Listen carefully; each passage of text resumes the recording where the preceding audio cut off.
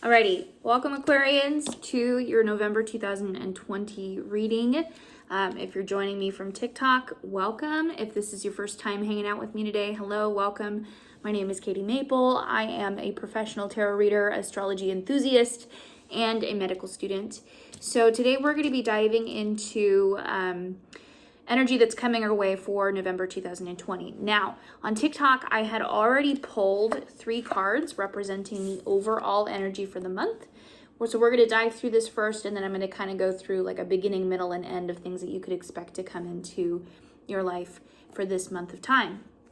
So for the TikTok video, we pulled the Two of Cups reversed as well as the Ace of Swords reversed. So these 2 cards together really represent to me that there could be a really massive period of time during this month of November that you could be in an out of sync situation or a miscommunication situation with a love interest of yours. Now, it doesn't necessarily mean that this is leading to a breakup, anything like that. More so, it's just saying that the passion might be feeling a little out of whack, but also the swords is representing the element of air. So this is related to communication, perhaps like starting new projects or starting new ideas that you guys might have as a couple in general. It just is not necessarily the best timing to be doing those things.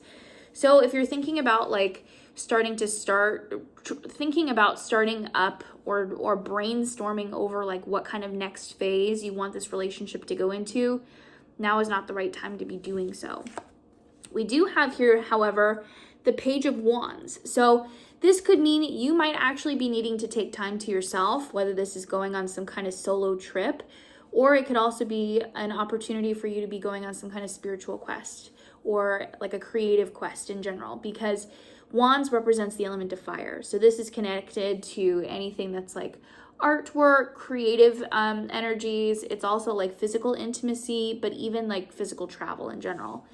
And so more so I'm interpreting this as like, this is you guys kind of taking some time and some space to yourselves to analyze where your creative juices are, what kind of moral, ethical standpoint you want to be taking next in your life, okay? So let's dive into this a little bit further. First and foremost, I do want to talk about the astrology really quickly here for a second. A really prominent feature that I was noticing as I was looking into astrology readings in general was that for the mid-November aspect of this month, from November 15th to November 19th, we're going to be, the focal point is actually going to be November 9th. And this is when we are experiencing Venus in Libra being opposed by Mars in Aries. And Mars in Aries is like the big energy that I was noticing that we were going to be experiencing for the rest of November. Venus in Libra, what this is representing is your love life being in tension or opposed by Mars in Aries, which is like accusations, gaslighting, kind of bullying energy, very passive aggressive kind of vibes where it feels like you can't necessarily get your point across very well, okay? And this is something that we will be experiencing until about mid-November when Mars goes back direct. It starts originally retrograde. And then we finally experience this dissipation of this energy into like December in 2021, right? So I would say it's really super crucial that you don't worry about any kind of communication issues, any kind of like feeling like you're out of sync with someone, because it's not necessarily your fault, right? This is something that collectively all of us are experiencing at the same time.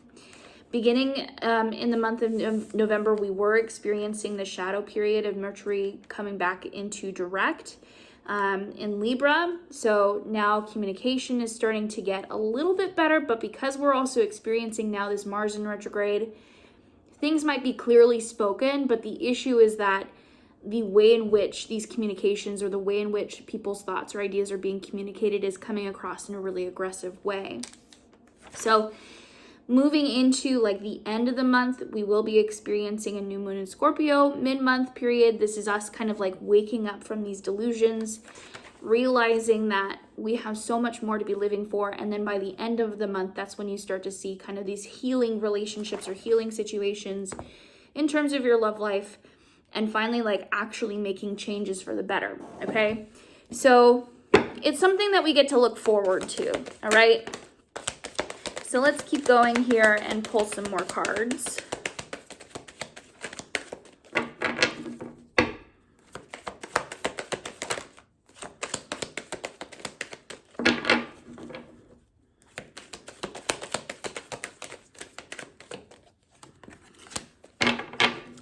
So funny, I've been actually starting to pull pretty similar cards for different signs. So this is, again, it's making a ton of sense to me.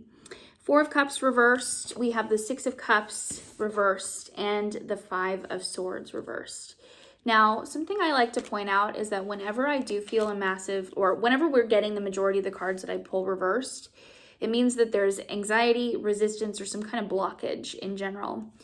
The Five of Swords in particular is talking about like gossip, drama. This is like quite literally the energy of retrograde Mars and Aries. And also like the Six of Pentacles is saying that friendships might be having some disconnections or some issues as well. Potentially also finances could be something that might be a troubling feature for some Aquarians. I don't feel like it's for all of you in general, but for me, this is more so along the lines of like keeping away from social relationships, keeping away from romantic relationships, and just kind of, you know, battening down the hatches and getting through this, unfortunately.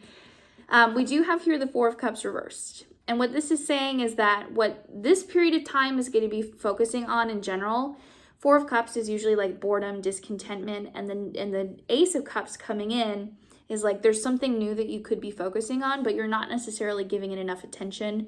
Or like we said before, this is something that you could be blocking off, okay? So it's interesting because it came out right underneath the Page of Wands. So it feels like there is some kind of new massive passion project that could be coming your way here. Like I said, near the mid-month of November, you could be starting to get those enlightenments, get that idea or that aha moment of like, aha, this is like where I want to be putting my focus on majorly next. And then it will be leading you into the end of November.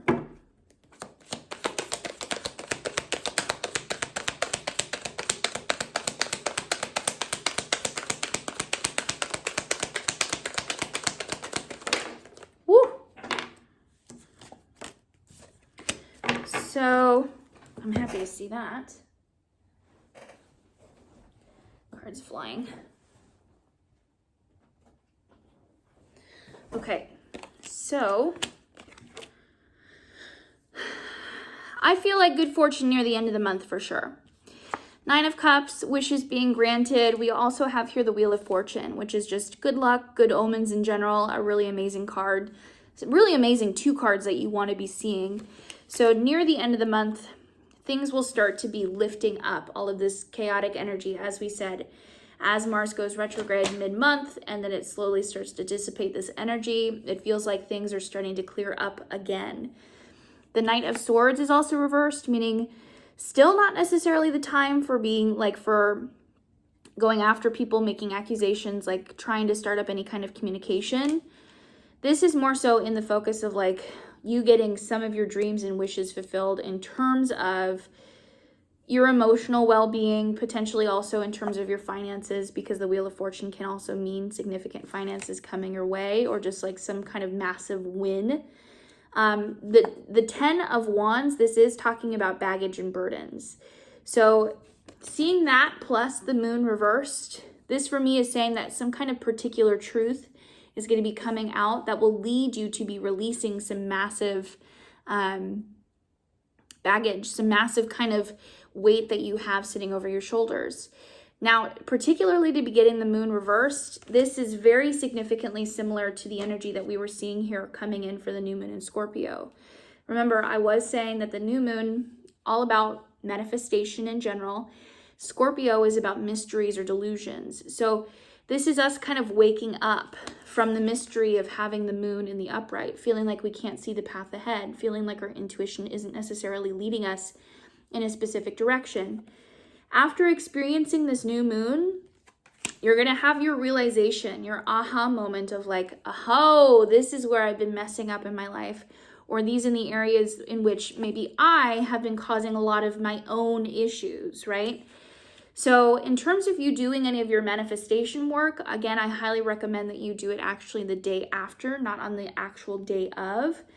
The new moon in Scorpio is going to be a great time for doing that reflection, for doing that realization process. But in terms of manifesting new things into your life, you want to wait until the day after is what I would recommend. Yeah. And then after that, it does seem like we start to see a little bit of relaxation.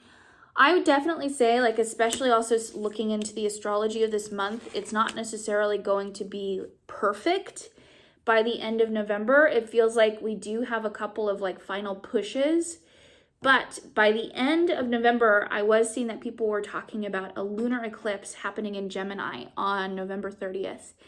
And this is going to be leading into a 6-month trend where we will be releasing and letting go of specific aspects and areas in our life in particular. It's going to depend sign to sign, okay?